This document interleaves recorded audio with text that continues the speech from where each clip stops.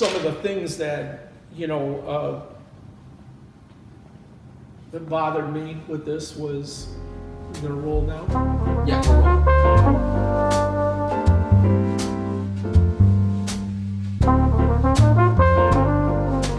Was the fact that at this time there had been not only the Ku Klux Klan in the South, but in Mississippi it was like the big stronghold to where all of this, it was like the Citizens Council had, by 1956, had 80,000 members.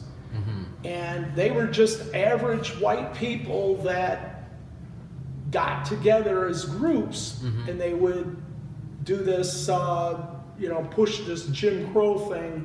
You Right. can't do this, you can't do that. Make sure that the segregation works, Right. and keep it in order, keep things in order.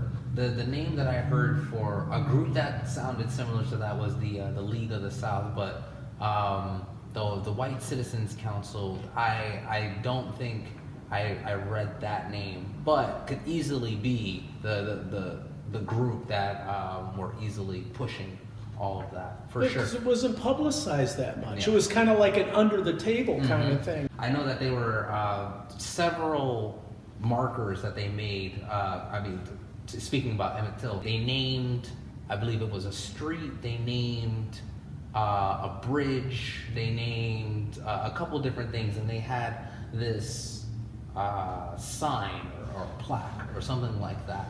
And in the areas that they had set them up, they had actually, people had come by and they were shooting these things. Like there was even a controversy with like a group of frat boys, or I guess they were frat boys. They came out and they were taking pictures with the sign, and it was riddled with bullet holes, and that even caused a controversy at the school. I believe they were suspended for some time period because of something like that. Yeah. Yeah. So another thing, like I was telling you before, that or mentioned, Mm-hmm. was the fact that they identified him. Yes. They identified Moses, right at the time of the murder, wanted to go down to the river and said, "Hey, talk to the sheriff. I want to go see the body." Mm-hmm. And when they pulled the body out, the potential murderers made a big mistake and left Emmett Till's ring. Mm-hmm. It says Louis Till on it, from his dad, Mm-hmm. who had been lynched in World War II. So Emmett, this was in 1945 in Pisa, Italy. So it's such a Emmett, far away. Emmett already had to deal with that, Mm-hmm. and then the fact that he was a chubby little boy, Mm-hmm. and the fact of his stutter or somewhat polio problem. Right, he did have was- issues speaking, yeah. Mm-hmm. But more and more, as I dug into this too, is I found that the strongholds was this Moses, his uncle Moses, Mm-hmm. getting up in the courtroom, which, if you describe the courtroom, is probably 100 degrees in there. Probably during that time, no ACs, Well, right? they told the black people that you are going to abide by our segregation laws in this courtroom. Mm-hmm. But when Carolyn, the Bryants came in, Mm-hmm. and all of their Klan people, Mm-hmm. they drank soda pop and candy or Right. cookies, and were giving them to the kids. Right. And none of the black people, they don't have to drink out of the fountain, and the colored side, and they had to abide by all I do the remember rules. reading that. They took a break to drink pop. is what Yeah, they called took a it. pop break, and Right. it shows them all like laying around, and it's like Yeah.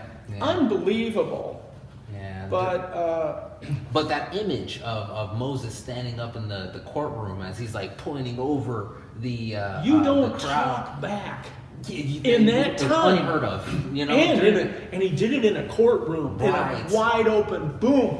You're breaking all He's these the man walls. that killed him. He's the one that did it. Yeah. So many walls broken, and it's such an iconic image. I do remember seeing that and thinking to myself, man, like if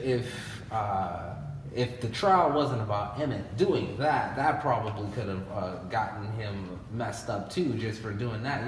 Like if he wasn't even a part of the thing. But then again, during that time, just about anything could have gotten any person of color messed up for just about anything. And then a mother image with her boy that had been killed. Okay. Mamie Till, what makes her significant over anybody? One, she brought back her child and had the photographer take pictures. Yes. That was number 2, and Right. put it in Jet magazine. That was actually And where I then, first and then saw. when the photographer took the picture, the poor kid's brain got, he had to, fix it to take the picture of him. It's insane, like the level of deterioration that they had the body, like seeing him, he was bloated, he was just... They didn't even want to give him up. They didn't want to give him up. Well, you can't do that. And it's like, yeah, I want him, I want the world to see this. Which is, it's such a, any mother that sees their child in that sort of state, like, I can only imagine that she would want to kind of keep eyes away from that. But Mamie, she had this, she knew that she wanted to show the world what exactly had happened to her boy. She wanted the world to see that this sort of thing happens.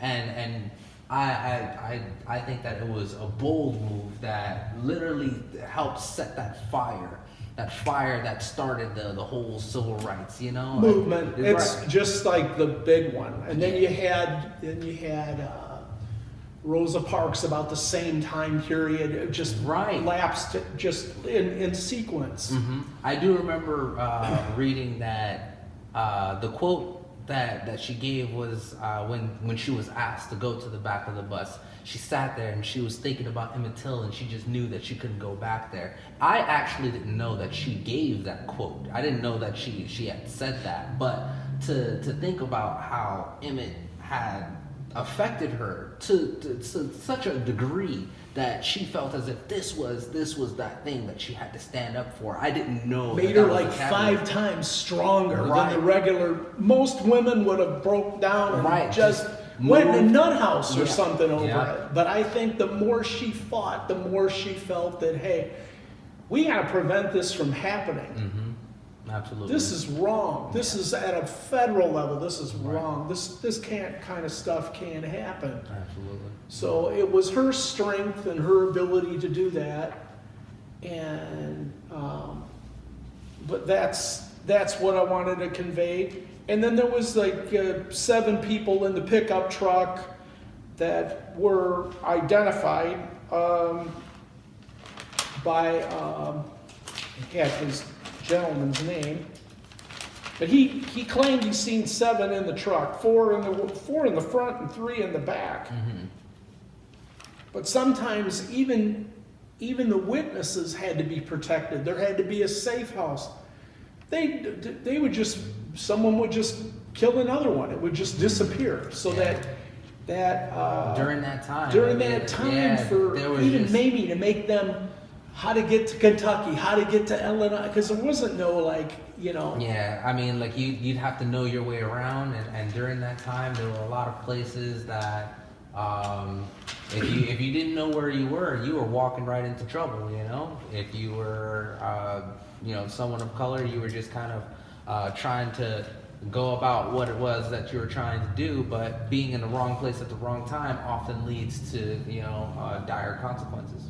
And thank heavens for the man by the name of Willie Reed. Mm. Willie Reed was the guy just walking on his own, walking past that barn and overhearing all of that. Yeah, the Willie screams, Reed the became, cries. it's like that would just, when you hear the cry of death, it would be something that would haunt you to the day you would, die. yeah, you would think that, someone hears that, but not a lot of people, I can't say that everyone has that hero complex. Everyone doesn't have that feeling of like, someone's in danger, I need to go and do something, especially during those times. Like, it'd be, again, walking into a situation that you really don't know what is happening.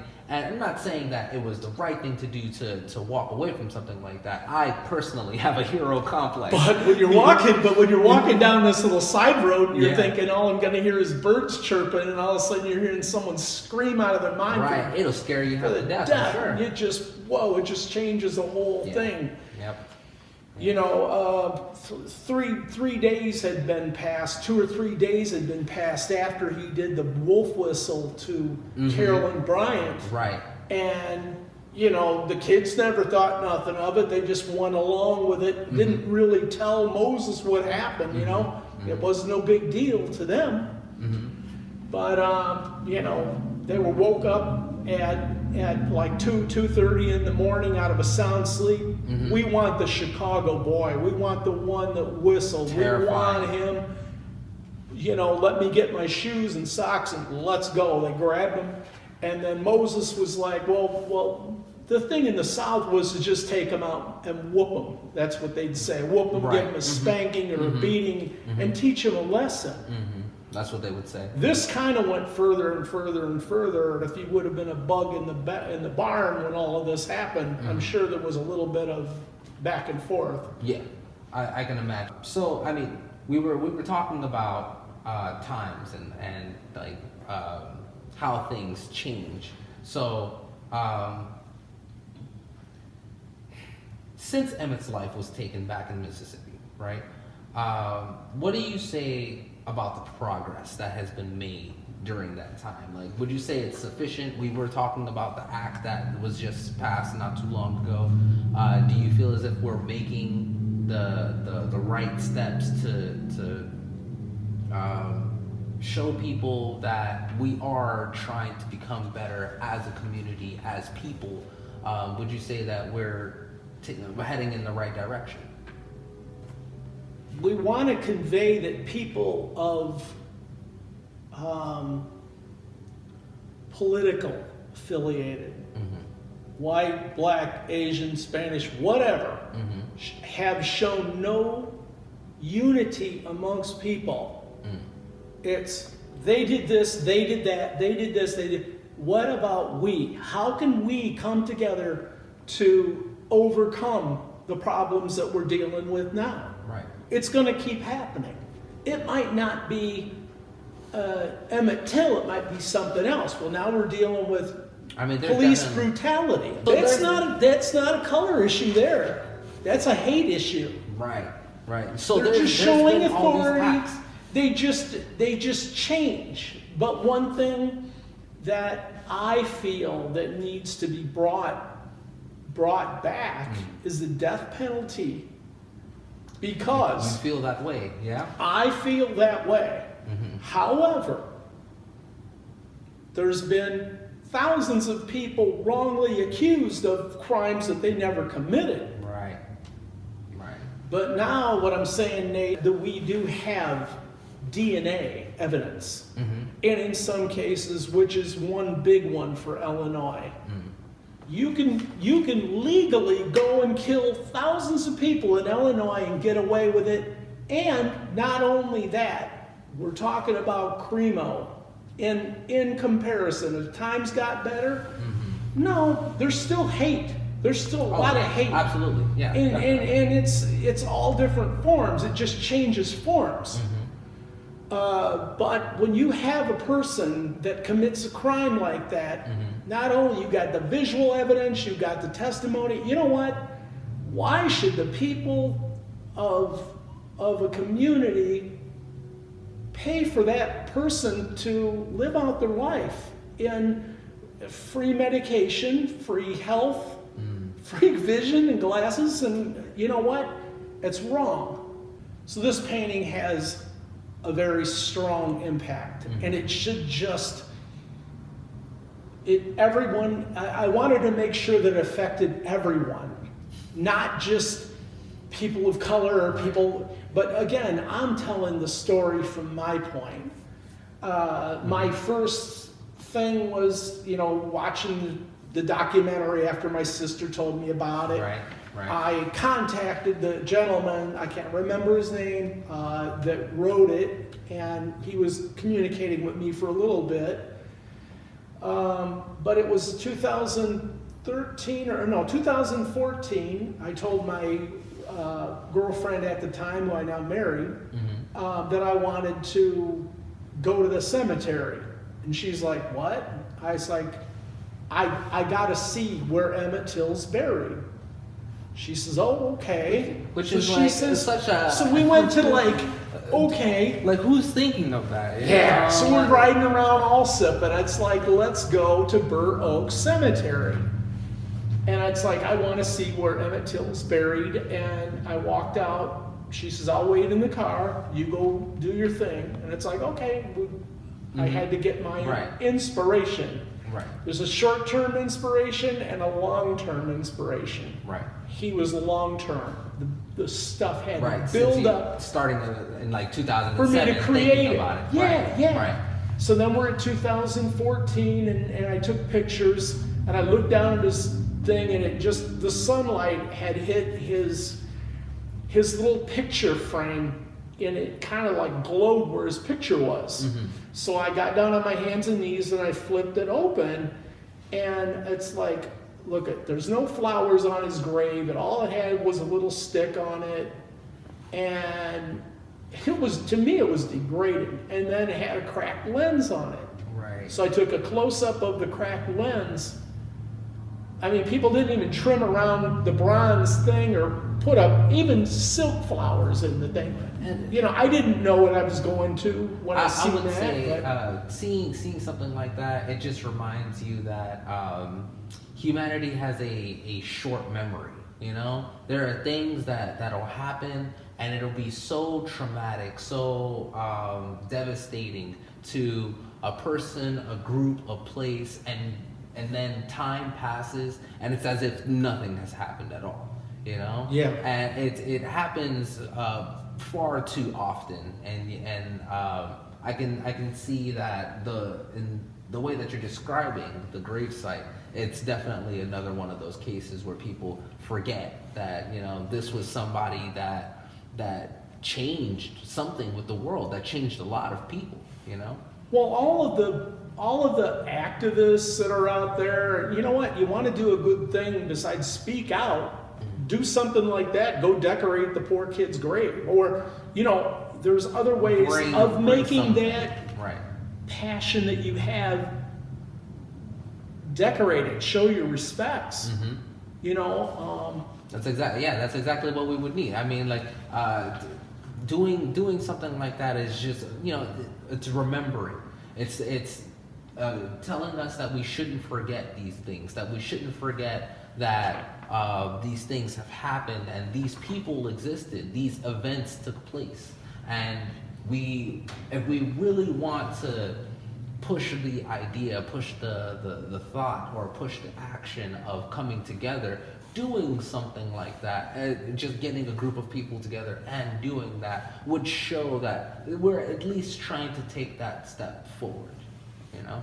There's a bunch of activists in Chicago that are all involved in all this stuff. I mean, I noticed that they started during this NBC special. They have now created the signs and monuments like in Mississippi, but you said that people down there defacing them with gunshot holes in the signs, and that's just bad. Just so bad. Yeah. The last I checked was that the last memorial, I guess is like a good way of putting it, that they put up for Emmett was one that they called indestructible, because it's like this thick plate of like iron. You shouldn't have to. You shouldn't. Absolutely not. It shouldn't get to that point. And they even tore up the what is it? In Maryland, Baltimore, they tore up the Kunta Kinte thing when No way. they defaced or destroyed that thing that was there. That was. Get out of here. That's how far people go. But there again, you shouldn't take apart the Christopher Columbus thing. You know what? It happened. Whatever happened back then, we need to teach people to go a different direction. Mhm. If there's something about that There- bothers growth. you. There needs to be growth. Yeah, but you can't hide history. You have to keep it out there. You have to tell it. Mhm. You tell the story, then someone will understand something a lot better than just go ahead, oh, we're going to tear it up, or we're going to rip apart Lincoln's thing. Lincoln freed the slaves. Lincoln, Right. Mm-hmm. Yep. better yet, he armed them and put them against the South. Yeah. How good is that? You know, Yeah. here, Yeah. should get you with your own medicine, Right. kind of thing. So, is there anything else you'd like to ask me with this? I really don't have any other questions here. I mean, from everything that we've talked about, I can definitely say that what we're trying to do with this is something that needs to get out there to the world, so that way other people can start this exact same conversation with their community, with people that are involved with their community, and really start to think about how we can get to a better place. Break the division. Break the division. Unity, not division. Unity gets something somewhere. You can't get something accomplished without some kind of help. Mhm. Gee, you never know. That kid that you make fun of in school could be your dentist. He could be fixing your heart when you got a bad valve. I look at things like that today. You know, some of those people that you pick on might be the ones saving your life. So true. He could be a fireman It's so true. that you made fun of, and now is saving your house from burning to the ground. That's just the point I want to make across. And it just goes to say that you just treat people with kindness. You know, Yeah. it's the way to do it. There's- Kindness and respect, you know, of course. There's the pie. There's also the joking around and fun, Mm-hmm. which we shouldn't stop because we got to keep ourselves smiling. Right. But then you don't want to cross the bridge. There's there's Thin a lines different, and the whatnot. thin line. Know where the thin line is. Yeah. But this starts at a grade school level, Mhm. and there needs to be more unity. What they Yeah. could do as a project, I agree. Okay. I agree. So there are many words we can use to describe the way Emmett's death has impacted history. Some are said with joy, some are said with positivity and hope that such a crime will never happen again. We look forward to the future and do our part to build it bigger and brighter for the ones yet to arrive here. And I believe today we have done a little more of that work. Again, thank you for coming and sharing this heartfelt piece with us, John. Until next time. Very much appreciated. I'm glad I made it today to express my story, to tell my story from my point of view and yours too. Together we can accomplish this.